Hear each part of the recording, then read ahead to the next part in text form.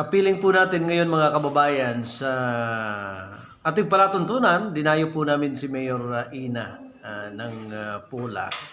At may mga tanong lang po kami na tinatanong din sa amin ng taong bayan. Una siguro, kumustahin muna natin. Mayor, kumusta ho ang bayan ng Pula matapos hong ideklara ng gobernador na yung pong nakabinbin na dapat huwag mo nang mangisda pero nilip na po niya ito. Kumusta ho ngayon ang Pula, Mayor? Trying to stand alone. Pero right now, ano na kami, recovery. Unti-unting nagre-recover. Kaya lang, syempre, mapapansin nyo, siguro dahil talagang yung oil nasa ilalim ng dagat namin, medyo problemado kasi yung dating, kumbaga, maraming nakukuha. Kung noon 500 pesos, ngayon 100 pesos ang ibebenta. Reason behind that is yung may oil spill pa talaga. Makikita niyo naman sa dalampasigan namin na may mga tar balls pa rin makikita sa kabilang ibayo, ibang part ng Pola, lalo na nung umaalon. No? So hindi natin maaalis na kailangan namin makarecover kahit papano. Pinayagan natin yung ating mga mingisda na mangisda na sa ibang, malayo na nga sila eh. Dating yung 500 pesos na kanilang gasolina na dodoble para mas mapalayo para makakuha pa sila ng isda. Hindi kasi kami yung hindi kami kasi yung katulad ng ibang bayan na dumami yung isda nung hindi ng isda. Kami kasi kahit hindi kami ng isda, kumunti lalo yung isda. Kasi lumalayo yung isda eh. May buhay yan, may pang-amoy, hindi yan pupunta sa ating isdaan, sa dalampasigan natin kung may ganung problema. Wala rin silang mapupuntahan kasi yung mangrove areas natin may oil. So, hindi sila makakabahay doon, hindi mapapangitlugan. Yun yung reason. Isa ho sa mga basihan na governor kung bakit nilip na po yung kanyang kautusan na bawal, scientifically at technically. Pero kayo mismo na ina ng bayan, nakikita nyo na talagang hindi pa po pwede dapat. By science, Ed, meron kaming test dito and bagsak naman kami. Hindi naman kami pwedeng basta makinig kung wala naman binibigay sa aming result. That time nung nagdeklara, wala kaming result na nakuha. Walang ibinigay sa amin even before. We have our own test here para lang din sa kapakanan ng mamamayan ng bayan ng Pola. Ayokong basta na lang ako maniniwala, isusubo ko yung Poleños. Maaaring tama naman din sila, baka may i-result sila, pero sa result namin, kaya hindi ako nag-leave. Until now, naka-state of calamity pa kami. Hindi kami nag-leave. Sa kabila ng sinabi ng gobernador sa Pwede Kabuuan. naman yan, pwede naman yan. Ah. Siguro dahil yung ibang bayan okay na. Good for him, good for the governor. Hindi ko naman siya sinasalang sa mga desisyon, pero kasi kami as nasa local na pamahalaan, under my jurisdiction, pwede kami magdeklara ng gusto namin. So, As long as na welfare ng tao. so kumbaga, kayo'y nakatali pa rin sa liig na niluluwagan naman ng gobernador na walang kasi ang pag-uusapan dito, Mayor, yung kabuhayan at pangangailangan ng taong bayan eh. Kasi laging sinasabi, may mga naitulong dito ang national government, may naitulong dito ang provincial government, pero hanggang ngayon, sakal-sakal pa lang kayo doon sa Alam mo, ang trahedy. national government, yes, bigay, may national government na tulong. Pero lahat naman na ibigay na tulong ng national. Hindi ko naman tinatanggi ito. Wala naman akong problema doon. No? Talagang, kaya lang siyempre, alam mo yung tulong is tulong. Hindi naman pwedeng ibigay sa'yo lahat. At alam naman natin kulang at kulang. Pinagtsatsagaan namin ito. Hindi naman kami nagreklamo eh. Wala kami reklamo dito. Okay kami. Tinatry namin yung best na gumawa ng paraan. Ang reklamo lang naman namin, mabigyan ng sustainable livelihood programs, which is yung inaasikaso ng national. Hindi kami yung bigyan nyo kami kasi kailangan namin. No? Naghihintay kami kung ano ang bibigay ng national. We're very much thankful to our president, sa ating vice-presidente, sa ating mga senador, sa ating congressman. Alam mo, Si Kong 2 beses nabigay ng ayuda dito. Binigay niya yung AIX. Congressman Panaligan. Oo, Arnan. Happy ako sa tinutulong niya. Happy din ako sa ibang tulong. And though, syempre, yung ibang tulong ni Gov nung unang saltahan, dumating naman sila talagang ano na kami, na halos inaayos na namin ng bantay dagat. Halos nagkasakit na kami nung bago dumating naman talaga, even yung Coast Guard, na sasalok na namin. Kaya nga, yung ibang oil natin, itinapon sa, naghukay kami sa, nahukay na namin ilang days pa sila bago dumating. But 3 days after. Kaya, huwag din lang sabihin na malaki ang tulong dito. Hindi naman. Yung ating probinsya, in fact, kahit nga yung oil spill boom, natanggihan pa ako doon kasi baka mas kailangan ng nawa noon. Hindi ko naman kina-question yun. Okay lang ako. Ngayon, nagre-recover kami. Okay din kami. Baka akala nila hindi kami nagre-recover. Nagre-recover kami. Nandun kami sa recovery program. Kaya lang anong gagawin ko? Wala akong pera to recover. Anong gagawin ko? Gusto ba nila na... Wala Yung amin na galing sa MDR fund namin, yung aming calamity fund, paano kung may bagyo, wala na kami gagastusin? Yes. Alam mo, hindi ganun kadali. Madaling sabihin, parang nahihirap panindigan. Okay, yung probinsya nag-declare ng state of calamity. Maaring nagbigay sila sa ibang bayan, pero ang Pola, palaging huli. Wala naman na honestly speaking, baka sabihin ng mga tao, tinulungan ako ni Go. Wala naman ako natatanggap ng cash.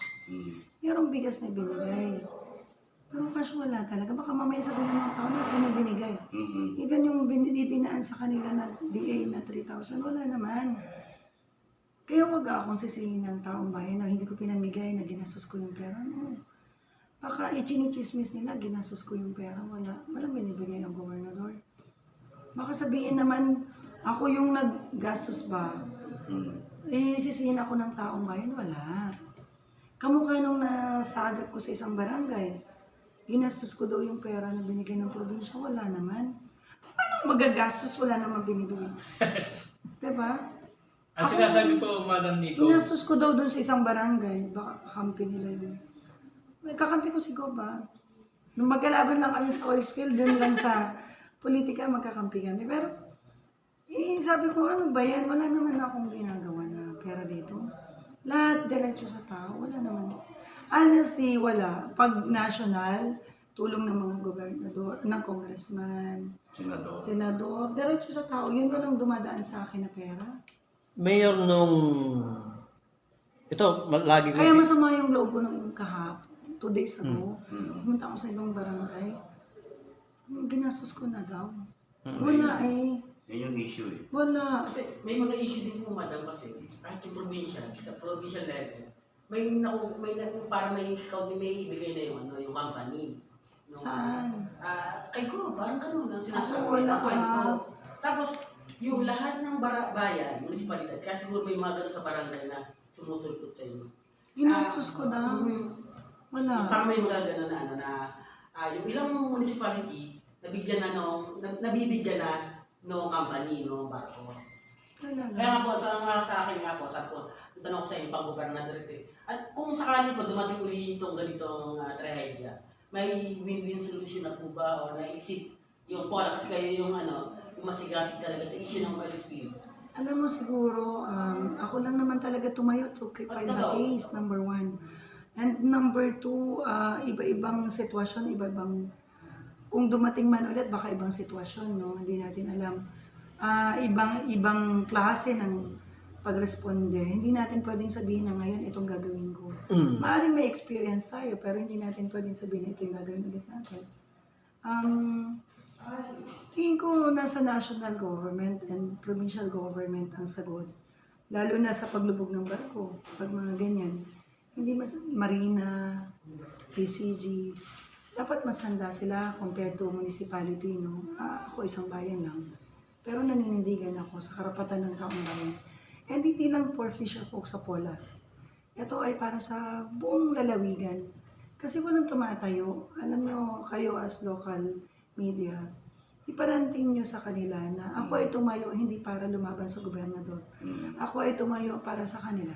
Tumatayo ako dahil gusto kong ayusin na paano, sino pa ang magpa-file ng case, wala nang ebidensya. Kung sasabihin na pa-file na yun, no way. Nagsisinungaling. Oh, nasa ng ebidensya mo, tapos lang ka. Parang yung banggaan nangyari nung isang araw, papailan mo ngayon, ano yan, nakatanggi na yan, nakatanggal na, wala na. Correct. Hello? So ano nga ho pala ang status ngayon doon sa ipinal yung kaso sa DOJ? Marami nang na-file ng case. Nasa DOJ na ito, nasa NBI.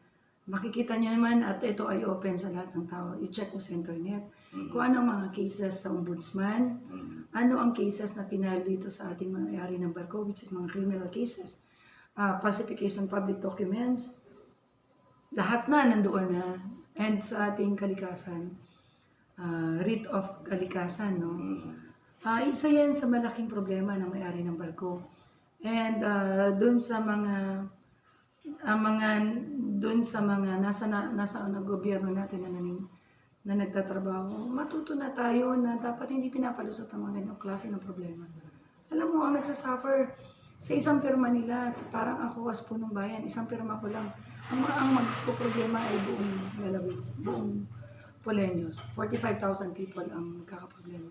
Kaya dapat, bago tayo pumirma as nanungkulan, as national or provincial, or even tayo as local government, chief executive, let's, Mayor, check recently everything. dumating dito yung party list na Gabriela. Hindi nakatiis ang ibang mga fisher folks ng lalawigan. Humingi sila ng tulong sa Tama party yun. list to claim. And ang isang naging discussion doon, yung aid of legislation sa Congress sa Senate. Are you willing to testify? Yes, I'm very much willing. No, ako, I'm willing to help the people. I'm willing to help the one who, who help us para panindigan ito, tayuan. Maaring matatapos ang oil spill, pero hindi matatapos hindi mawawala yung sa guhit ng pola na minsan sa buhay namin ay nawalan kami ng trabaho. Minsan sa buhay namin ay nasira ang kalikasan namin. Balikan ko lang yung sinabi ni Omar tungkol dun sa benepisyo. Kasi nung una kitang na-interview, ikaw mismo nagsabi na sinabi mo to sa mga kababayan mo na huwag pipirma doon sa voluntary claim. So as of today, walang ganong nangyayari sa Bayan ng Pula. Wala kaming claim pa dito kasi end of September siguro, kausap ko yung ITOF. Ito naman hindi sa may-ari ng barko na insurance, baka magkamali sila. More or less, baka September and baka makakuha sila kahit papaano. Ay, check natin, unti-unti. At tutukan natin. Kayo as local media, tutukan nyo. Kung magkakaroon ng ikangay, kasi ang lagi namin sinasabi doon, ariglo, pero pinabubulaan nila yung word na yun, hindi ariglo. Kung ano man ang pwede nang itawag doon, basta nagbigay sila, tinanggap ng taga-Pula. Ito po ba hindi makaka-apekto doon sa kasong ipinat? No.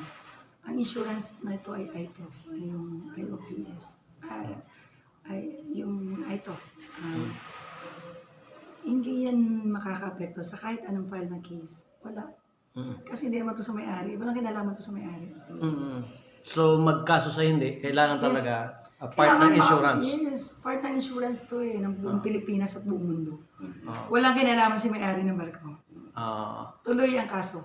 So kumusta ho mga kababayan nyo ngayon? Na kahit sinasabing pwede namang isda, pero kung hindi ako nagkakamali, parang hindi mo pa rin pinayagan na Maligo. maligo at Kasi may oil pa manghuli eh. pa rin. May oil pa. Oo.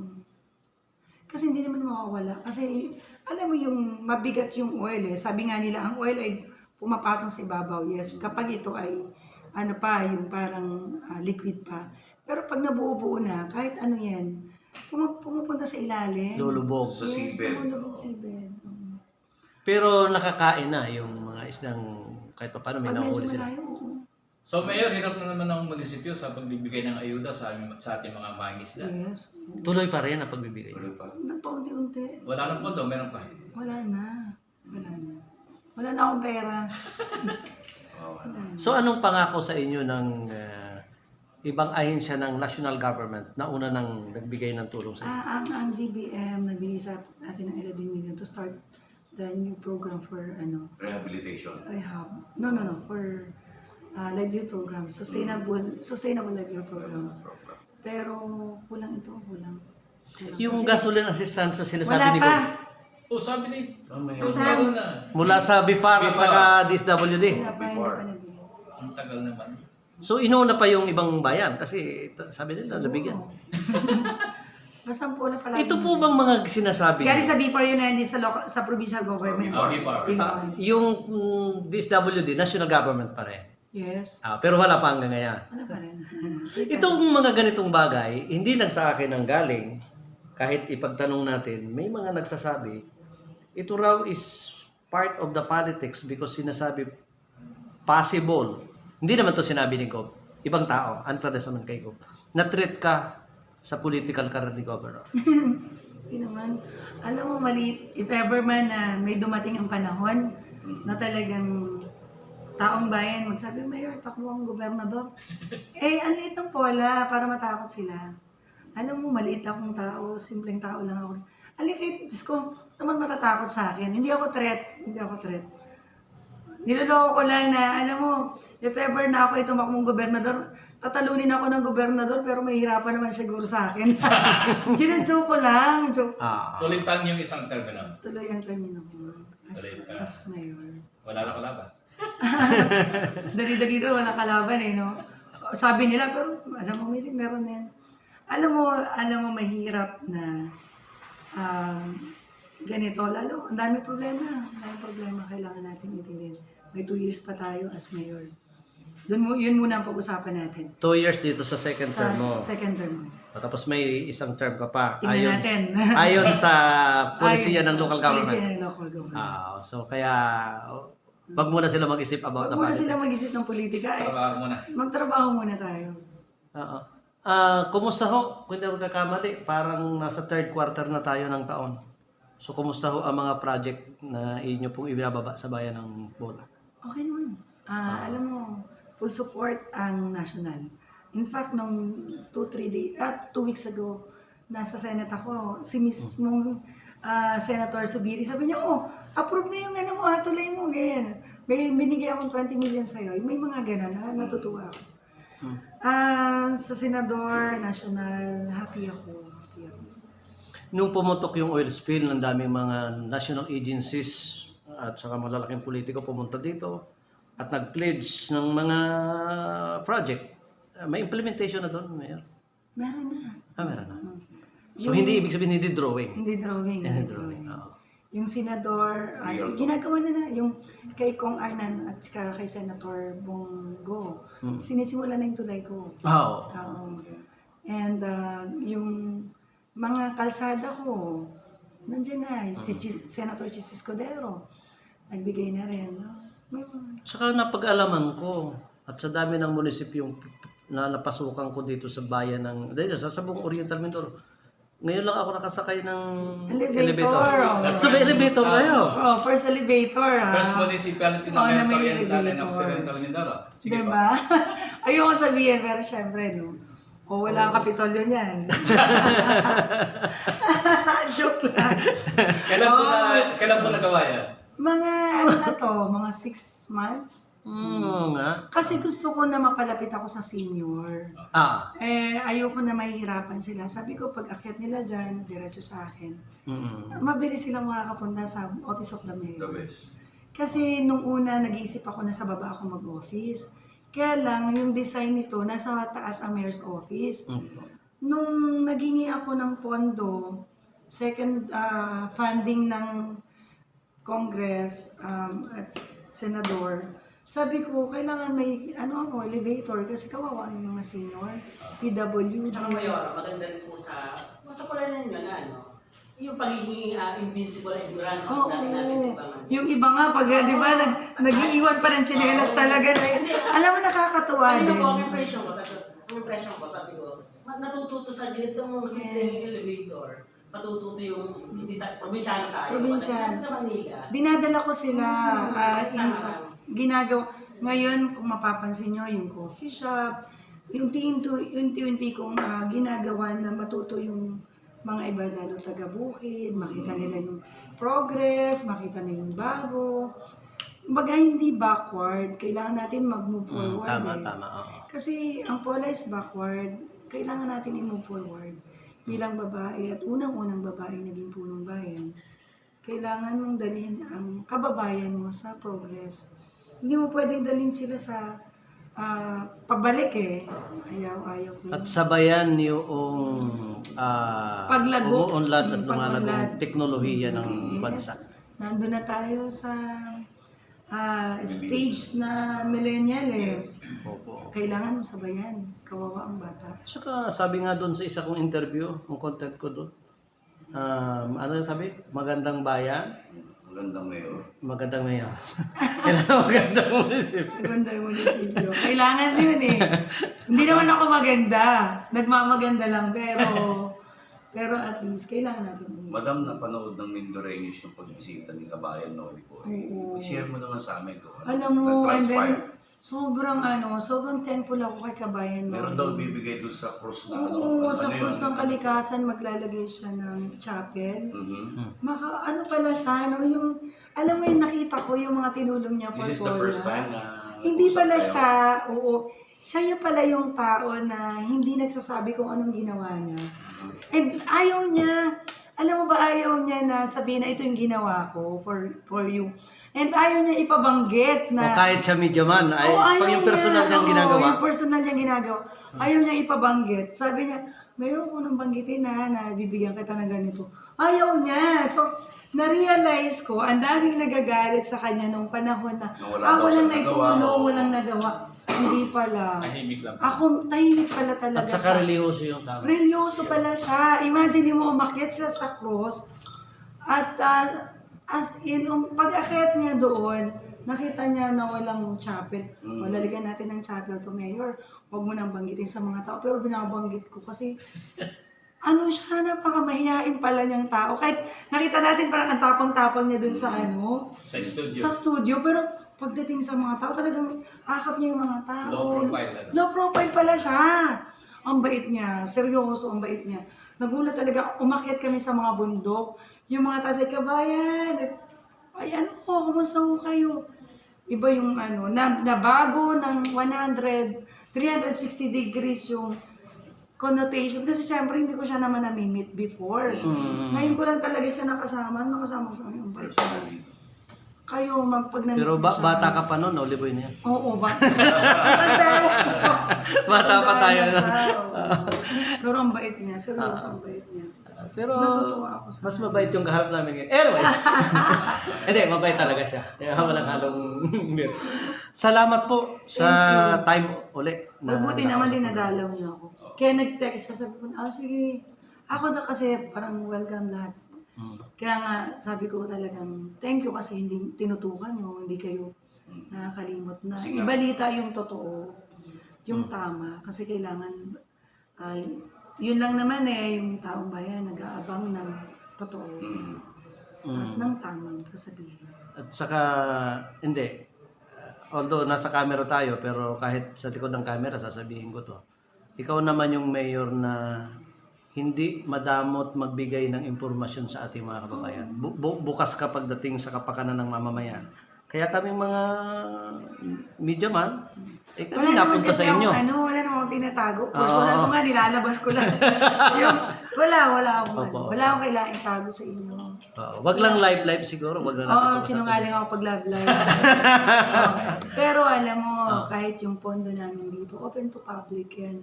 Kahit yung mga pinapagawa ko, open to public to. Hindi ako nagsasabi ng, wala bang gray area ang pala. Walang gray area. Kaya nga siguro baka magagalit si Gob sa akin dahil sinasabi ko yung ganito yung binigay, ito yung totoo, nagbigay ng tubig si Gob, nagbigay ng bigas na ganito at sardinas.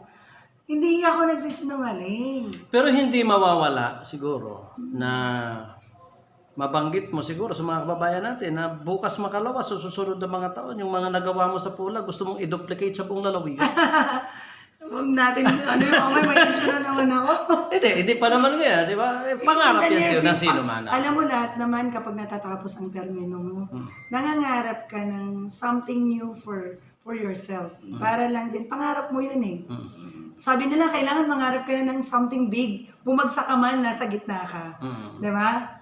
So, kailangan pag nangarap ka daw, yung mas mataas sa'yo, kasi kaya nga pangarap yan. Kaya ang pangarap ko, sino bang hindi nangangarap ng pagiging gobernador or kahit man lang bukal. Congressman, kaibigan ko si Congressman Arnan. Best friend ko yan. So, alam mo, lahat tayo nangangarap ng mga... Kasi pagkatapos ko, si Congressman Arnan pa rin ang congressman eh. So, hindi natin pwedeng ano yun. So, alam mo yun, nangangarap ako. At yung pinapangarap ko, yung wala akong masasagasaan. At kung meron man akong masagasaan, siguro yung taong hindi ako pinahalagahan. Diba? Hugot. Diba? Yung ganun eh. Kailangan, kung may masasagasaan ako, kamukha dito, naglaban-laban kaming tatlo. Kaya ako naman sila nilabanan kasi hindi nila ako pinahalagahan. Same thing with other position na gugustuhin ko in the near future.